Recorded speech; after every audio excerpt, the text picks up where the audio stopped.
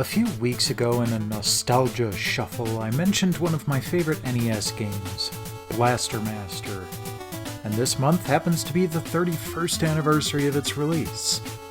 Sunsoft's classic platformer was critically acclaimed at the time and holds up pretty well today, though the glaring lack of save or password feature holds it back from complete perfection.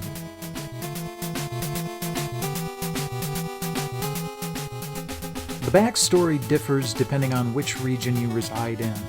In Japan, you're a soldier on the planet Sophia 3 dropped onto the battlefield in the Metafight tank to combat the forces of the evil tyrant Goez.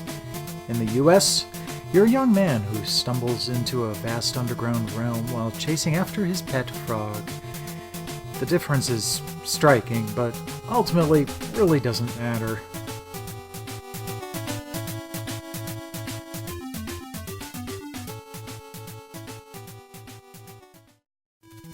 Gameplay-wise, it falls very much into the Metroidvania category. You make your way through the levels, guided by barriers that you can only overcome after defeating area bosses.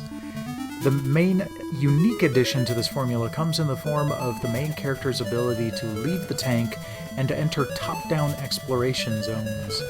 Here you'll have a gun and a grenade to make your way through, with the gun upgradable as you collect the proper power-ups. Take care though, any damage you take will also reduce your gun's power back down to the previous level, and some of the powered up states are less than optimal.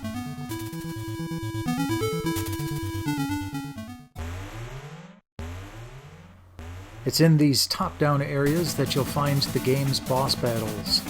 Each one has its own trick, but there's one nifty glitch that can be exploited to make life easier on a handful of those battles. If you time hitting the pause button after a grenade strike just right, the damage will continue while the game's paused, and after a few seconds, you can just unpause and watch the boss crumble. Just make sure you pause when the boss is getting damaged and not yourself, or you'll be the one waking up dead. The music in this game is legendary. No matter how many times I hear the first few measures of Area 1's theme, it still revs me up for the oncoming adventure.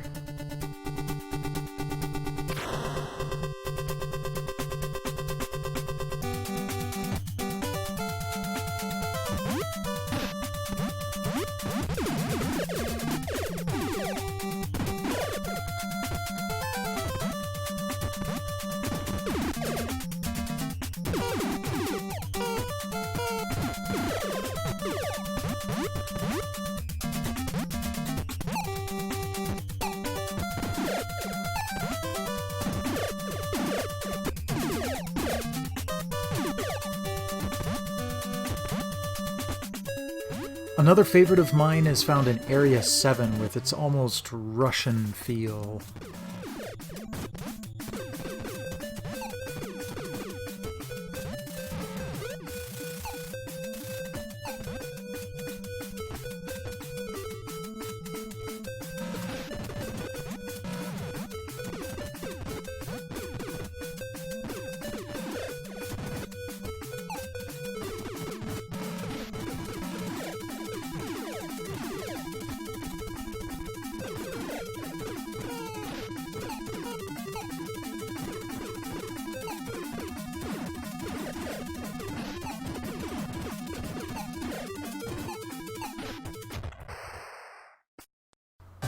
There were a few sequels and spin-offs over the years, but nothing quite recaptured the original magic until Inti Creates got a hold of the license and released Blaster Master Zero in 2017.